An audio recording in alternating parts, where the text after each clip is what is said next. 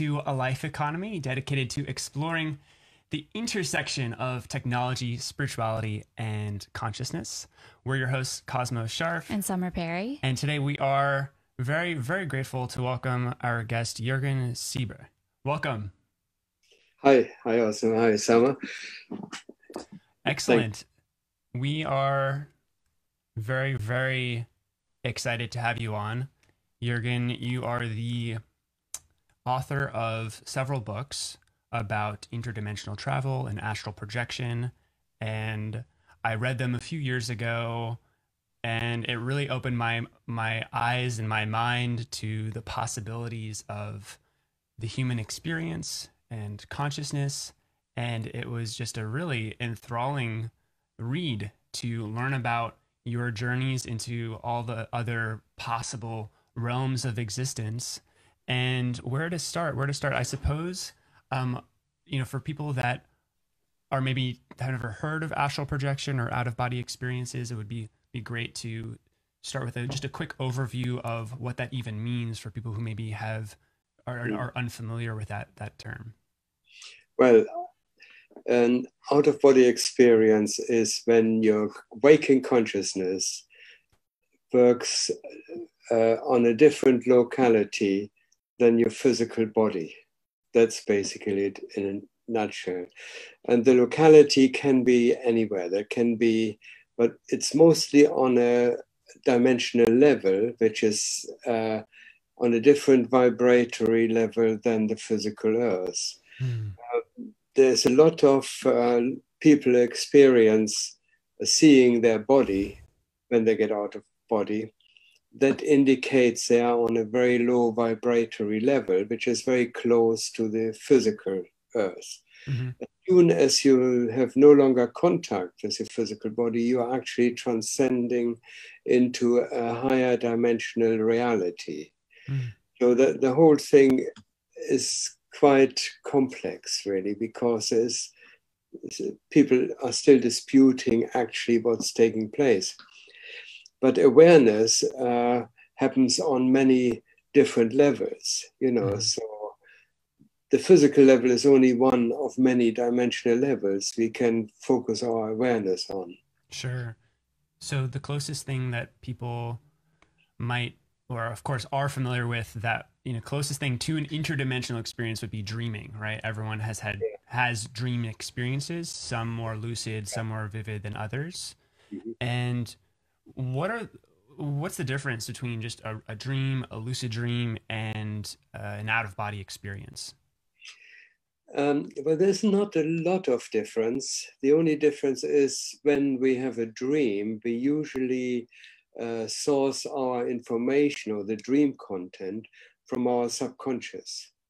And so that can be made up of a number of things. That can be experiences which we put down in our memory, which came from everyday activity. For example, we may have been to a party, then the memories sort of filling out the environment, and they are projected into the dimensional reality, and there's a kind of mixture taking place. So while we are dreaming, we are on another dimensional level, but it is not a consensus reality. It's one we made up, but it can take place in a higher dimensional levels, and these two levels of dream and consensus reality, they can be intermingled. Mm-hmm. But when we have a lucid dream, we actually become aware that we are dreaming, so we are fully awake, but we are in a dream. And the next stage is that we somehow collapse the dream, the lucid dream. And what happens when we collapse the lucid dream, the dream elements, the projections from our subconscious, they fall away. So that can mean, let's say you're walking along a road and you're in a lucid dream, and then suddenly your focus, your awareness on a here and now reality, and then suddenly you find people disappear. characters in your dream characters dissolve, you know, but the underlying reality is still in place. But what happens then? You lose your dream narrative, you know, the story, the dream teller, you know, the dream machine has ceased to exist. And then you are in a here and now reality, which is indistinguishable from your here and now reality in physical life. That's basically what's taking place. Yeah. So I've had a taste of these types of experiences. I've had, countless lucid dreams and maybe three-ish or four what I would consider like astral projections where I really felt like I was truly in another dimension. But you're sort of in a rare group in that you've had, what, over 40 years of experience of these kinds of experiences. Is that right? Yes, yes. I started when I was very young, and I started off as meditation, you know. But at that time, I was totally unaware of anything like that. Mm. And first experience came quite spontaneously, and which totally confused me, you Mm. know, because I had no idea what was taking place. And I had to do a lot of research, go to the library and try to find, you know, out what was actually taking Mm-hmm. place. There was a suspicion that I was gone mad, you know, something strange happened to my mind. And I thought, what is a brain tumor or, you know. So, but then when I found out about the phenomena, so the first time I heard about it, I read about it was through Castaneda, Carlos Mm-hmm. Castaneda, who wrote a lot of books on the phenomena of alternate realities. And that was the thing that sort of started me going, because then I took a real interest in it. Mm. Let's paint a picture for people when we talk about astral projection or interdimensional experiences. There's these funny sounding words that people maybe have a little bit of trepidation around or fear around. And, certainly I recommend anyone listening or watching to go and read your books, which we'll link to in the show notes for sure. They're really just it's a very valuable education and context for where we are in this dimension, in this, like, what reality is. I highly recommend taking a look. But could you maybe describe I know it's a little hard to maybe encapsulate 40 years of experiences, but are there ones that immediately come to mind that stand out as like, wow, that was just I didn't know that was possible, or particularly vivid experiences that really blew you away? Yes, there are quite a few actually. I don't even know where to start. I read two books. Yeah. The second book I wrote after about sort of 7 years after I wrote the first one. And in the second book, I went into a lot more detail, a lot more depth. But the most powerful experiences are the ones which I always link to higher states of consciousness. Where you, for example, if you go into a state of samadhi during meditation, which is a state of where your identity is transcended into a space of clarity, let's say, where you have no sense of an ego. Okay, you just disperse, your awareness disperses into infinity, so to speak. And you are also accompanied with this is a feeling of rapture, of oneness. These are the most profound experiences. And they, of course, link you to your origin, you know. And as a byproduct, when you get into this higher state of consciousness, a lot of things become very clear. You're seeing the world from a totally new vantage point. So everything has to be readjusted to that vantage point, and there's to be a new realignment. Now, I mean, this was basically the prime motivator for me to take up meditation, to get to the source of who I am.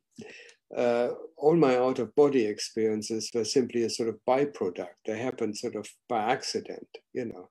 And then because they happened so often and they were so profound and so vivid, I started keeping a diary of them. And I left the diary for 30 odd years before I started going through them and then compiling them, you know, into a book, which actually happened more or less by accident, you know. Wow. But yeah, so the most profound experiences are these experiences where you go through various levels of consciousness and various levels of reality, which become increasingly more lucid and more clear. And the feeling is, the way you approach the higher states is by a feeling of homecoming. That's really interesting. You feel you're coming home. And you can gauge by how close you are to your true source, by how closely you feel related to your home. Wow. It's a very, very powerful archetype. Yeah. When you say true source, what does that mean for you? I know a lot of people have different definitions or concepts of that.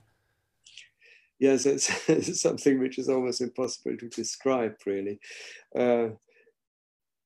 It's really can only be experienced. The thing is, you're no longer, how do I describe it?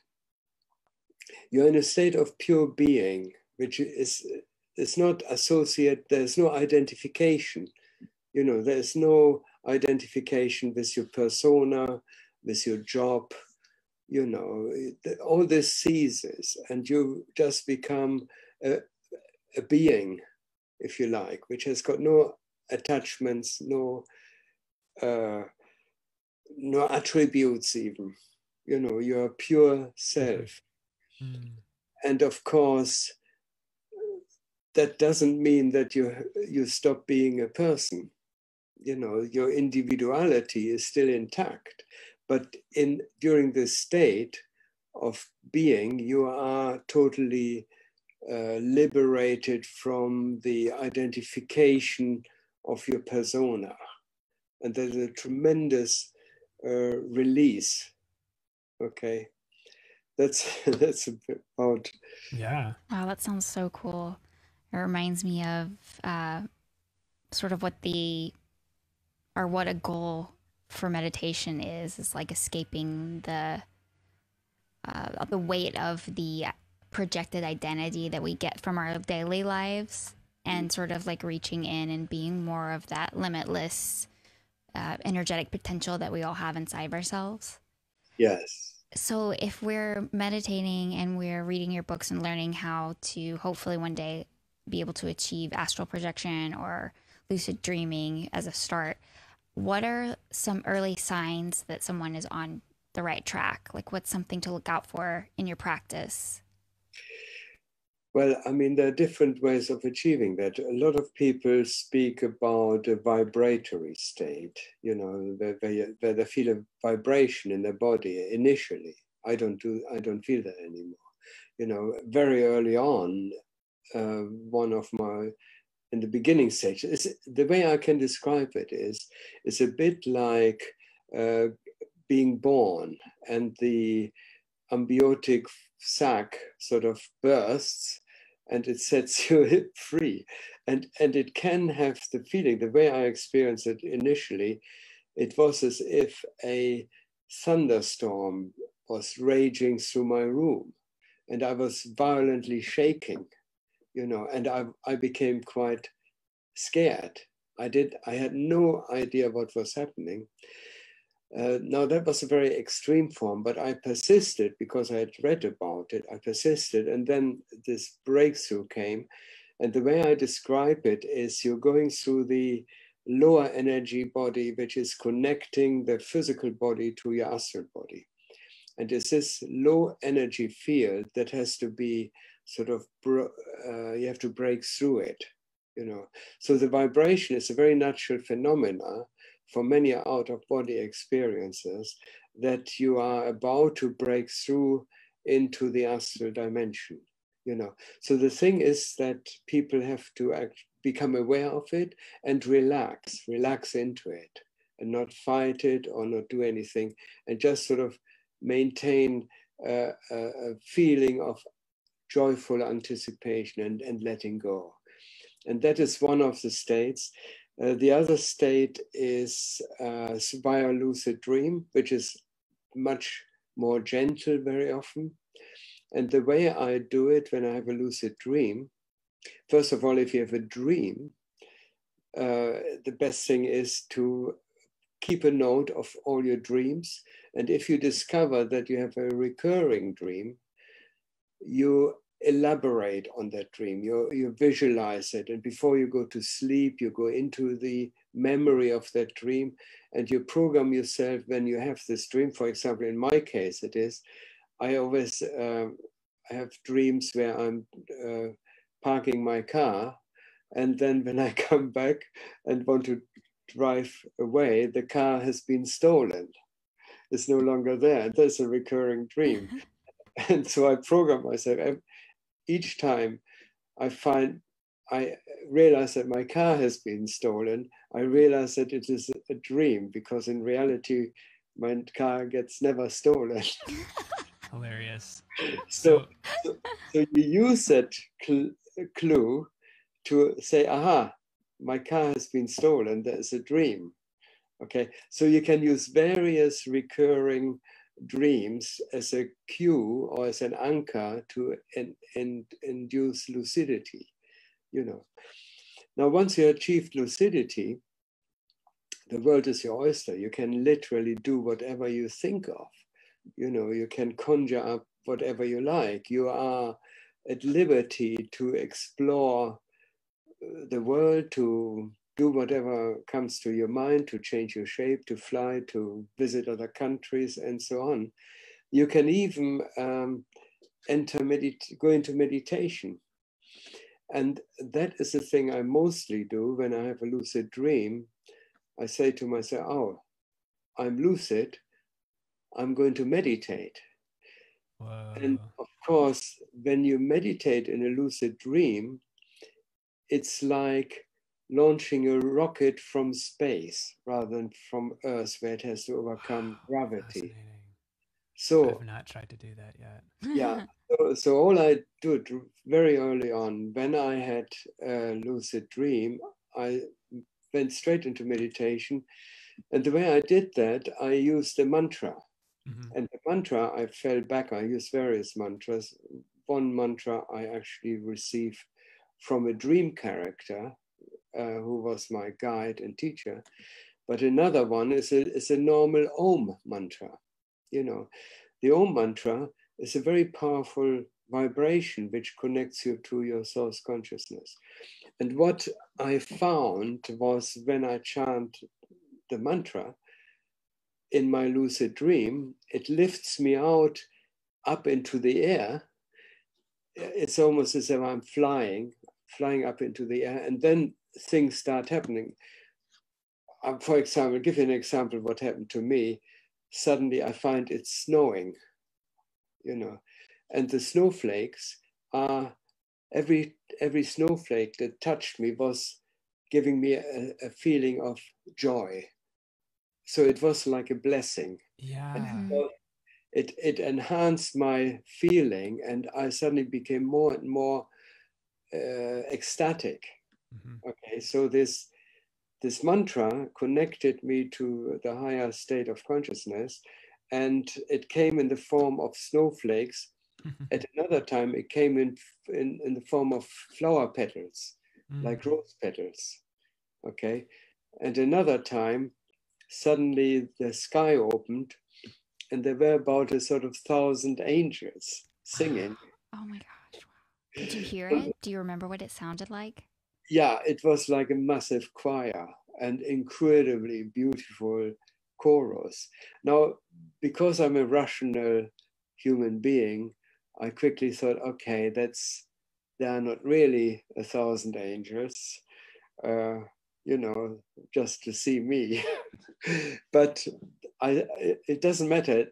Even if they were thought forms, it doesn't matter. The feeling is one of total rapture.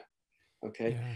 Later, I wasn't so sure anymore. I thought maybe there are all these people who are just happy to see somebody breaking out into their world, Right. So they may have been there and say, oh, there's Jurgen, come on, everybody. We're giving him a good welcome, So I wasn't sure actually what was taking place. But if you look at this phenomena a little bit closer, the Buddhists have a technique, they call it dream yoga. And they employ exactly this technique. They get out of the body or they go into a lucid dream and then they start meditating. And this meditation then takes them to their source consciousness. So I always felt if I don't meditate during my lucid dream, I'm wasting my time. But the thing is, I sometimes I'm sent on a mission. Okay. So there is some force at work that says, Jürgen, that's where you're going now. Okay. And I say, no, I don't want to. I want to meditate. No. That's where I'm going to send you. That's where you have to go. And that's really interesting. Yeah. And that is where I sort of collected all my reports, which I filled in my books. There were some very harrowing experiences. Back in the 70s, I was in a torture chamber where the victims of the Chilean government, the dictatorship, where there was a guy who was tortured to death. And I was there with a guide, and I had to help him transition so that he didn't get, because of the trauma, didn't go into a very negative level. It was a very unpleasant situation, but because I had the connection to a higher consciousness, I wasn't really emotionally affected because I could see what the outcome would be, and the outcome was very positive for the guy who had to go through this trauma. So you're bringing up a really fascinating and important point about a common theme or feature of these experiences, which is the relationship between our consciousness and what we perceive within our own experience. And also the differing degrees of our ability to be creative across the different dimensions. And you've described in your books how some of the higher dimensions we can create at the speed of thought, like whatever we want, whatever we think about, as long as we can generate that feeling with the emotion, with the combine the thought and the emotion, we can literally construct worlds. Is that accurate? Yes, but that very much depends on our state of consciousness, because and the dimensional level we are on. If we, for example, on the lower dimensional level, it's very hard to create. People, part of my experiences was investigating the so-called afterlife states, because I visited my mother, who had died in 1975 and 95, and various relatives, and I linked up with them, and I explored the environment, what they're up to, what they're doing, their progression, their evolution, all these sort of things, and that is very much part of my things I do to find out the nature of these places, and I found out on the lower dimensional levels, there are actually more or less copies of our physical life. So a lot of people who die, they don't even know anything has changed. Yeah. And that's really interesting, because there are a lot of people who have had no idea about a so-called afterlife or out-of-body experience. They simply don't know, they are dead. And I've had various experiences where I talked to people who didn't know. One of them was a friend of my wife's. You know, he was, last time we saw him, he was in hospital dying of cancer. And when I saw him after he died, I asked him how he was. He said, "Oh, he's feeling a lot better. You know, he's getting over it." He was aware that he was ill, but he had no clue that he has actually transitioned. Wow. Yeah. So this leads me to a very interesting thought and concept. When you're saying that there's other dimensions that are very, very similar to this dimension, and people don't even know that they're dead, could that mean in a way that in this dimension we're also dead if all the dimensions are connected? Like, I'm curious, having all of these various experiences, traveling to all kinds of levels of consciousness, how do you understand where we are here at this level, having the context of all the other levels? Yes. Well, the way I see it, we are in a dream world here on the physical level, because people are unaware. Okay, people are not. People talk about woke and awakening. You know, people think they are awakened if they adopt a new belief system, which some came up with. Okay, they say, "Oh, I had a friend in the 70s. That was really interesting. I went to India with him to an ashram, and when we came back months later, he said, 'I've seen the light.' You know, I saw him distributing leaflets. He said, 'Jurgen, everything is totally clear. I've seen the light.' I said, 'Blimey, tell me about it.' He said, 'Yes, I joined the Communist Party.' You know, so to him, that was an awakening, you know, after he read all the Marx and whatever. And I thought, yes, so that's not what it's all about. Awakening is a total break with the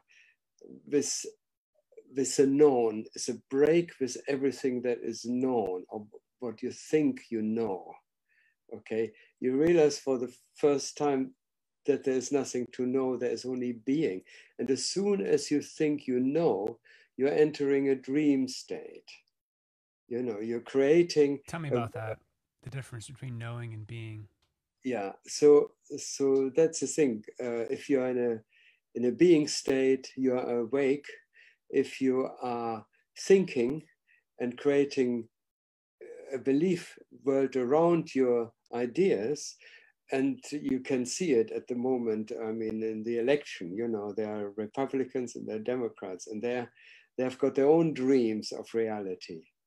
And if the reality of the other party doesn't tally with their reality, they become the enemy.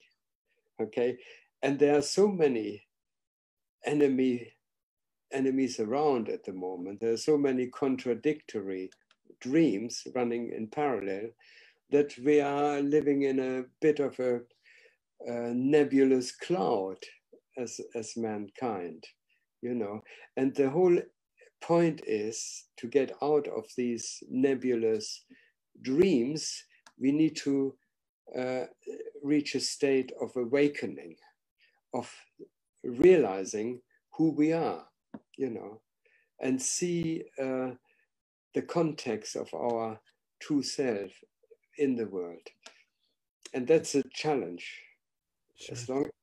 As long as this dream goes on, we are working through our problems and our issues. Yeah, absolutely. A big theme of your books and your experiences is identity. How do you view yourself, or rather, how have your astral experiences affected or influenced how you see yourself and how you understand who you are? And you keep bringing up this concept of source and coming closer to source, and yeah, I would love to hear a little bit about that. Yes, it's been a long process, I have to say, you know, because awakening is a gradual process, you know.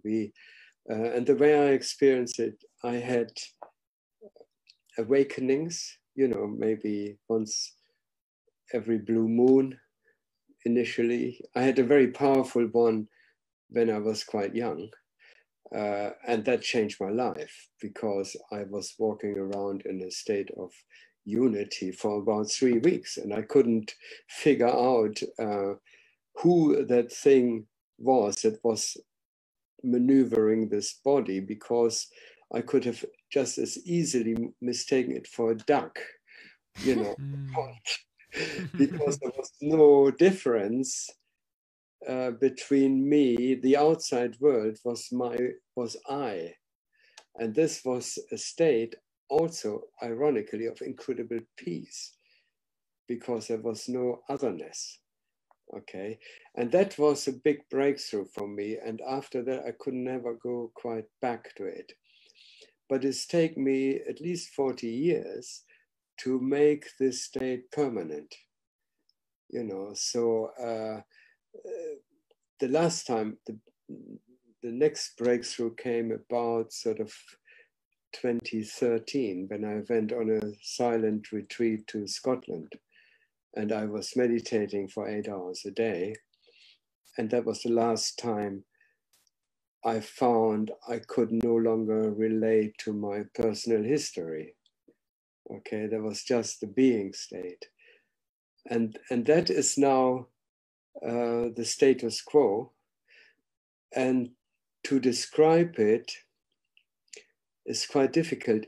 It's almost as if you're wherever you walk, wherever you are, it's almost like you're standing under a lamp, you know. So it's a lamp which casts a light on you and it makes you feel totally at home. Wow. Wow, that's So cool. the thing is, it's like when you're going out shopping, you never leave your sitting room, if you like. Okay, you're always at home.